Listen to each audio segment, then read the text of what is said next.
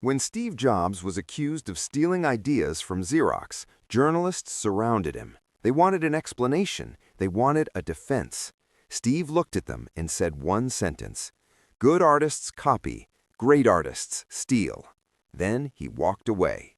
He never defended himself, and he became a legend.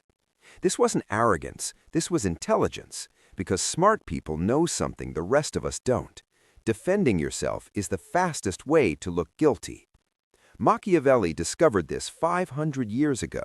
He watched powerful men fall not because of what they did, but because of what they said. He saw leaders destroy themselves trying to prove their innocence, and he realized something dark. In the game of power, explanation is weakness. When you defend yourself, you're admitting that someone else has the authority to judge you. You're giving them power over you, and once you do that, you've already lost. Let me show you how this works in your brain.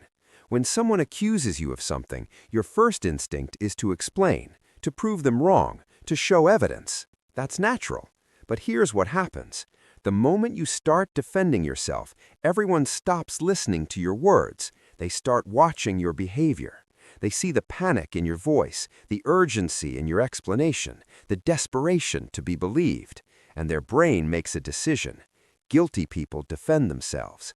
Innocent people don't need to. Now you might be thinking, that's not fair. Innocent people should defend themselves. And you're right, it's not fair. But Machiavelli didn't write about fairness, he wrote about reality. And the reality is this: human beings don't judge you based on truth, they judge you based on perception. When you defend yourself, you change the perception from "this accusation might be false" to "this person is worried about this accusation," and worry looks like guilt. Smart people understand this. That's why they stay silent, not because they have something to hide, but because they have nothing to prove. Think about the most powerful people you know. When they're accused of something, they don't rush to Twitter. They don't call press conferences. They don't release long statements explaining every detail. They either say nothing or they say one short sentence and move on, because they know that silence creates doubt in the accuser, not the accused. But here's where it gets really dark. Machiavelli taught that silence isn't just about protecting yourself. It's about turning the accusation into a weapon. When you refuse to defend yourself, something interesting happens. The person who accused you starts to look weak because they threw their best punch and you didn't even flinch. They expected you to crumble. They expected you to beg for forgiveness or scramble for evidence, but you did neither. You just kept moving forward like nothing happened. That's terrifying because it tells everyone watching that you operate on a different level. Let me give you a modern example. When Cristiano Ronaldo was accused of tax fraud, the media destroyed him. Everyone expected him to defend himself. He released one short statement through his lawyer and then scored a hat trick in the next game. He didn't argue, he didn't explain, he just performed. 6 months later, the accusations faded. People forgot, but they remembered the hat trick. That's the power of silence. Accusations are temporary. Your actions are permanent. Now, here's what most people get wrong. They think staying silent means doing nothing. That's not what this is about. Strategic silence means you don't waste energy on defense. You use that energy to move forward. You let your results speak. You let your reputation speak. You let time speak, because time is the best defense. If an accusation is false, time will prove it. If an accusation is true, defending yourself won't change it. Either way, silence is your best option. Machiavelli also warned about one thing. This only works if you actually have power.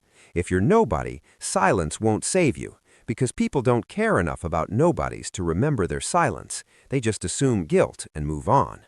But if you've built something real, if you have a track record, if you have results, then silence becomes a weapon, because people will defend you. Your work will defend you. Your reputation will defend you. You don't have to say a word. Here's the psychological trick behind all of this. When you defend yourself, you're operating in someone else's frame. They made an accusation, you responded to it. They control the narrative. But when you stay silent, you force them to operate in your frame. They make the accusation, you ignore it. Now they have to keep pushing, they have to keep talking, they have to keep explaining why you should respond. And the more they talk, the more desperate they look. You've flipped the script. Now they're the ones defending themselves, not you. This is what smart people understand. Power is not about winning every argument. It's about choosing which battles matter. And most accusations don't matter. They're noise, they're distractions, they're tests to see if you can be shaken. And if you respond, you fail the test. If you stay silent, you pass. Because silence says, I don't need to explain myself to you. My life speaks for itself.